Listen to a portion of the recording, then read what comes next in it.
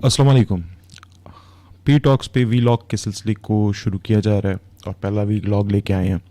कोशिश होगी कि उन मामलात पे, उन अमूर पे, उन मसाइल पे, उन डेवलपमेंट्स पे बात हो जो डे टू डे लाइफ में हमारे इर्द गिर्द मुल्की सतह पे, बैनुल अक़वामी सतह पे हो रही हैं। आजकल बहुत चर्चा है सदारती निज़ाम का।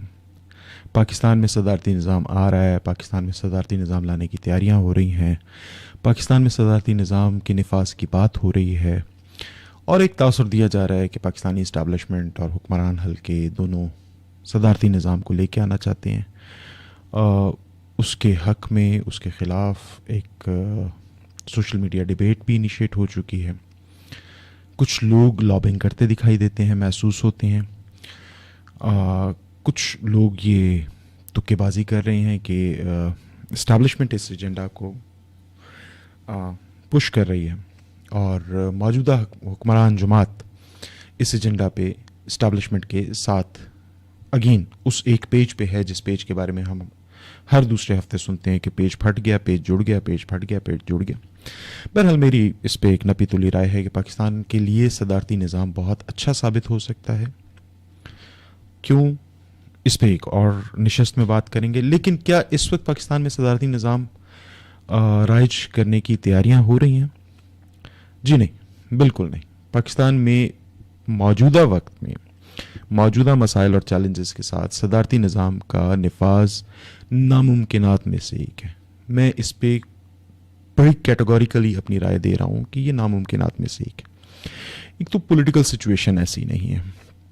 कम अज़ कम अगर हम सियासी पंडितों की राय को सामने रखें तो लगता ये है कि ये तय किया जा चुका है कि मियां मोहम्मद नवाज शरीफ साहब को हुकूमत से कुछ अरसा बाहर रखना है।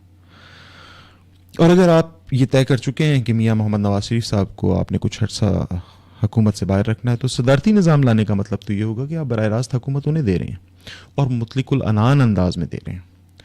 क्योंकि फॉर्चुनेटली अनफॉर्चुनेटली पॉलिटिकल रियलिटीज़ ये हैं कि मियां मोहम्मद नवाज शरीफ के अलावा पाकिस्तान में कोई एक ऐसा कद आवर लीडर मौजूद नहीं कि जो 1 करोड़ से ज़्यादा लोगों से बराह रास्त वोट ले सके।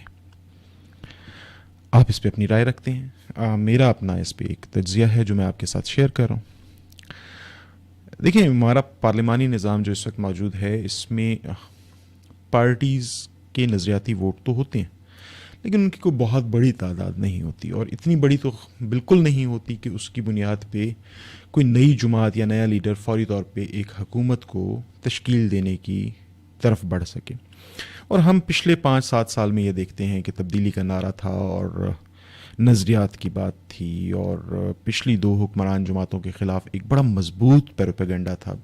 लेकिन इसके बावजूद मौजूदा हुक्मरान जमात को हुकूमत की तश्कील देने के लिए ना सिर्फ अलाइंसेस की ज़रूरत पड़ी बल्कि उसके साथ साथ उन्हें बहुत से इलेक्टेबल्स को ऑन बोर्ड लेना पड़ा और इलेक्शन से पहले उन इलेक्टेबल्स को टिकट्स दी गई, क्योंकि उसके बगैर वो नंबर गेम जो पार्लिमानी सियासत में दरकार होती है वो पूरी होती दिखाई नहीं दे रही थी।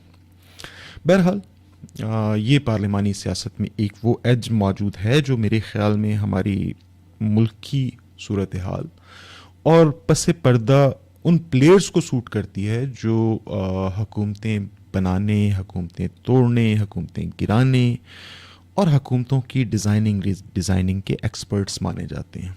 उन्हें ये सूरत हाल सूट करती है। जहाँ तक अगर हम मौजूदा सियासी क़यादत की बात करते हैं तो जो 3 बड़े लीडर्स हैं या 3 बड़ी जुमातें हैं जिन्हें आप बहुत बड़ी मुल्क की सतह की जुमातें मान सकते हैं।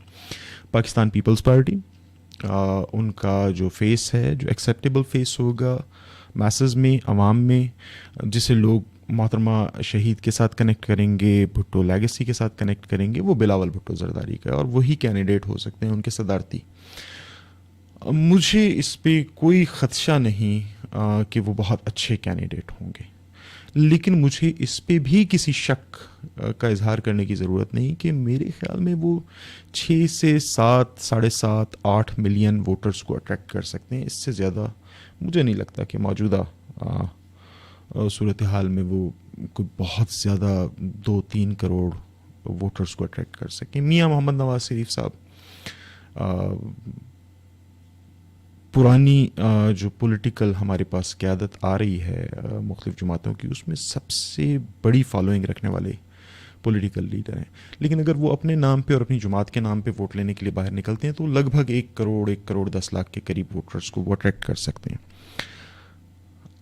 ہمیں یہ ضرور دیکھنا ہوگا کہ جب ہم صدارتی نظام کی بات کرتے ہیں تو یہاں پہ آپ کے پاس پھر وہ ایم این ایز والا وہ الیکٹیبلس کو پڑھنے والے ووٹ اور وہ آپ کی جماعت کو کاؤنٹ ہونے والے ووٹ نہیں ہوتے. یہاں پہ آپ ایک صدارتی امیدوار ہوتے ہیں اور جس نے ووٹ دینا ہے اس نے آپ کو ووٹ دینا ہے. اور صدارتی نظام میں وہ بلیک میلنگ بھی نہیں ہوتی کہ کلیکٹیبل جو ہے وہ آنکھیں ملتا ہوا پارلیمنٹ میں پہنچتا ہے اور چونکہ وہ الیکٹیبل ہے اور بھلے وہ کوالیفائی کرے یا نہ کرے لیکن چونکہ اس کے حلقہ ایسا میں 5-7 سیٹوں کا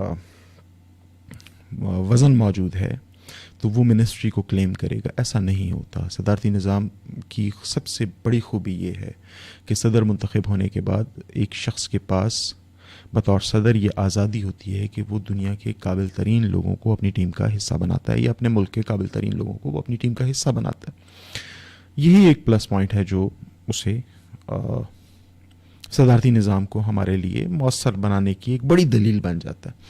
لیکن اگر آپ باقی جماعتوں کا دیکھیں، عمران خان صاحب کرزمیٹک پرسنالٹی، بہت دھڑلے سے حکومت کر رہے ہیں اور ابھی بھی ان کی بہت بڑی فالوئنگ موجود ہے. لیکن میں محتاط اندازے سے یہ سمجھتا ہوں کہ وہ تیسرے نمبر پہ آئیں گے اور ان کی فالوئنگ جو براہ راست الیکٹیبلز کے بغیر اور الیکٹیبلز کی ان کی جماعت کے ساتھ مفادات کے جڑے بغیر انہیں ووٹ کرے گی، وہ کہیں 5 سے 6 ملین یا 7 ملین کے قریب لوگ ہوں گے جو انہیں پورے پاکستان سے ووٹ کریں گے. ایسا نہیں ہے کہ وہ 5-7 کروڑ ووٹ اکٹھا اٹھا لیں گے اور صدر بن کے بیٹھ جائیں گے. یہ ممکن نہیں. پھر صدارتی نظام میں چیلنجز ہیں.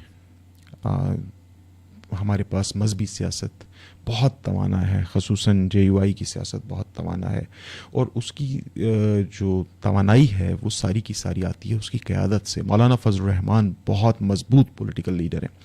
لیکن صدارتی نظام میں معذرت کے ساتھ یہ کہنا چاہوں گا کہ مولانا کسی بھی طور پہ 2.5 ملین سے زیادہ ووٹ نہیں لے پائیں گے. حلقہ جاتی سیاست میں مولانا ایک اثر رکھتے ہیں جہاں کہیں ان کے کینڈیڈیٹس 10-15 ہزار ووٹوں سے بھی جیت جاتے ہیں. کل ووٹ 10-15 ہزار لے کے 20 ہزار لے کے وہ جیت جاتے ہیں اور وہ ایک سیٹ کنسیڈر ہوتی ہے. لیکن پورے ملک سے ان کی جماعت پچھلے الیکشن میں 2.5 ملین سے زیادہ ووٹ لینے میں کامیاب نہیں ہو پائی. میٹر آف فیکٹ یہ ہے کہ اگر سعد رضوی اس دوڑ میں شامل ہوتے ہیں ٹی ایل پی کے سربراہ، جی بالکل ٹی ایل پی کے سربراہ سعد رضوی اس دوڑ میں شامل ہوتے ہیں تو وہ جے یو آئی سے زیادہ ووٹ لیں گے. محتاط طور پہ میں یہ کہوں گا کہ تمام جو مذہبی جماعتیں اس وقت سیاست کر رہی ہیں ایکسکلوڈنگ مجلس وحدت المسلمین، کیونکہ وہ ایک اور الگ فنومینا ہے اور اس کا اپنا ایک اسٹریٹ پاور بھی ہے، ووٹنگ پاور بھی ہے جو کہ بلا شبہ 3-4 ملین سے زیادہ نہیں ہے. لیکن سعد رضوی بہرحال باقی تمام مذہبی جماعتوں سے کے مجموع ووٹ سے زیادہ ووٹ لینے کی کیپیسٹی رکھتے ہیں اور یہ ایک چیلنج بھی ہے صدارتی نظام کے لیے، کیونکہ آپ کینڈیڈیٹ کو کھڑا ہونے سے نہیں روک سکتے اور جب وہ ووٹ لے لیتا ہے تو پھر اس ووٹ کی قوت اس کے پیچھے آتی ہے جو مزید ووٹ کو اٹریکٹ کرنے میں اس کے لیے اگلے الیکشن میں معاون ہوتی ہے.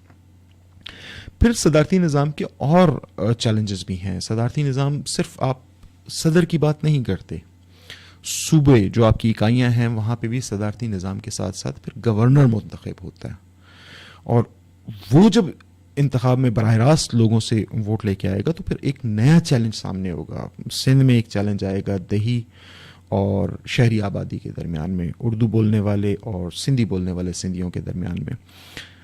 پیپلز پارٹی اور متحدہ ان کے ووٹ بینک کا آپس میں جو ٹکراؤ ہے، چونکہ وہ ابھی شہری اور دیہی سیٹوں پہ ہوتا ہے تو وہ اتنا ویزیبل نہیں ہے، وہ کانفلکٹ اتنا ویزیبل نہیں ہے، وہ پولیٹیکل کانفلکٹ اتنا ویزیبل نہیں ہے. لیکن جس لمحے براہ راست گورنر کے انتخاب کی بات آئے گی تو یہ تقسیم بہت گہری ہوگی اور شاید اس کی ایک بڑی قیمت بھی ادا کرنی پڑ سکے. پولیٹیکل پرائس کی بات کر رہا ہوں. پھر یہی چیلنج بلوچستان میں آ جاتا ہے. نظریاتی جماعتیں ہیں, جماعت کا ووٹ ہے, جماعتوں کے ووٹ ہیں, لیکن کوئی ایک ایسی شخصیت نہیں جو پشتون بیلٹ اور بلوچ بیلٹ کے درمیان متفرق کینڈیڈیٹ کے طور پہ سامنے آ سکے. وہاں ووٹ تقسیم ہوگا اور وہاں پہ پہلے سے موجود جو بلوچ آبادی ہے, مجھے یہ لگتا ہے کہ وہ براہ راست گورنر کے انتخاب میں پشتون آبادی کی عددی تعداد کو اپنے لیے ایک بڑا چیلنج محسوس کرے گی. اور باقی فیکٹرز بھی ساتھ ہیں. کوئٹہ کے اندر جو دیگر قومیں موجود ہیں وہ اپنا وزن کس کینڈیڈیٹ کے پلڑے میں ڈالیں گے, یہ ایک بہت بڑا سوالیہ نشان ہوگا. کے پی کے میں صورتحال اسی طرح سے سامنے آئے گی. اے این پی اس کو اپنے لیے ایک چیلنجنگ صورتحال سمجھے گی. جے یو آئی کے لیے الگ چیلنجز ہوں گے, کیونکہ یہاں بات یہ نہیں ہوگی کہ آپ کس حلقے میں کم زیادہ ووٹ لے کے کیسے جیتے اور پھر سیٹیں آپ کی 35 ہیں یا 30 ہیں. یہاں پہ تو مجموعی ووٹ کاؤنٹ ہوگا, اور وہ صورتحال کے پی کے میں بھی کوئی زیادہ واضح نہیں ہے. البتہ نون لیگ کے لیے لینڈ سلائیڈنگ وکٹری ہوگی پنجاب میں. اگر صدارتی نظام آتا ہے اور مریم نواز شریف جیسی کوئی کینڈیڈیٹ ان کے گورنر کی کینڈیڈیٹ ہوتی ہے پنجاب کے لیے, تو کوئی ایسی اور قوت نہیں جو ان کے سامنے آ سکے. پنجاب میں جتنے بھی آپ قداور لوگ دیکھتے ہیں, جو سب سے بڑے دھڑے کے لوگ گنے جاتے ہیں, وہ بھی شاید 5 سے 7 لاکھ ووٹوں پہ کلیم کر سکیں گے. اس سے زیادہ ووٹوں کی کیپیسٹی نہیں ہے. اور چونکہ آپ کی پارلیمانی سیاست کا انداز مختلف ہو چکا ہوگا, تو پھر آپ ایک دوسرے کے لیے ووٹ پول نہیں کروا پائیں گے. شاید یہ زیادہ مشکل ہو جائے گا. آپ کے ووٹرز جو ہیں, ہمارے پاس یہ ایک ٹرینڈ موجود ہے کہ ہمارے جو نظریاتی ووٹرز ہوتے ہیں وہ اپنی جماعت کے علاوہ الائیڈ پارٹیز کو ووٹ دینے سے ذرا کتراتے ہیں. خاص طور پہ پیپلز پارٹی کو ہم نے دیکھا ہے. پیپلز پارٹی کا ووٹر تیر پہ ٹھپا لگانے کے لیے نکلتا ہے, اور اگر تیر کا نشان اسے بیلٹ پیپر پہ نہیں ملتا تو وہ اپنے گھر میں رہنا پریفر کرتا ہے. اور وہ اتنا باشعور ووٹر ہے کہ وہ اپنی ناراضگی کا پارٹی سے اظہار جب کرتا ہے تو وہ بھی ووٹ نہ دے کے کرتا ہے. اور اس سے ملتے جلتے معاملات اب ہم دیکھ رہے ہیں کہ پولیٹیکل گرومنگ ہو رہی ہے ہمارے پاس. ہمارا معاشرہ پولیٹیکلی بہت وائبرنٹ ہو گیا ہے. سوشل میڈیا نے ایک بہت بڑا کردار ادا کیا ہے. آپ کو اپنی رائے کی آزادی دینے کا حق حاصل ہو گیا ہے. آپ ٹویٹر پہ ٹیگ کرتے ہیں پرائم منسٹر کو, ٹویٹ کر دیتے ہیں. آپ اس طرح سے یوٹیوب ویڈیو بناتے ہیں, فیس بک ویڈیو بناتے ہیں, اسٹیٹس کے ذریعے آپ اپنا اسٹیٹس اپڈیٹ کرتے ہیں, اپنے غم و غصے کا اظہار کرتے ہیں, اپنی رائے کا اظہار کرتے ہیں, اور آپ اپنی بات لوگوں کے سامنے رکھ سکتے ہیں. تو یہ وہ آزادی ہے جو اب آپ کو پرنٹ میڈیا اور الیکٹرانک میڈیا سے نکال کے سوشل میڈیا پہ حاصل ہوئی ہے. اب پرسنالٹیز ہی ہیڈ لائن نہیں بناتی. کوئی بھی شخص کسی بھی لمحے کوئی بات کرتا ہے اور وہ بات وائرل ہو سکتی ہے, یا اس کی بات ریکارڈ کا حصہ بن سکتی ہے, اور کسی بھی لمحے اس کے اوپر ایک بحث شروع ہو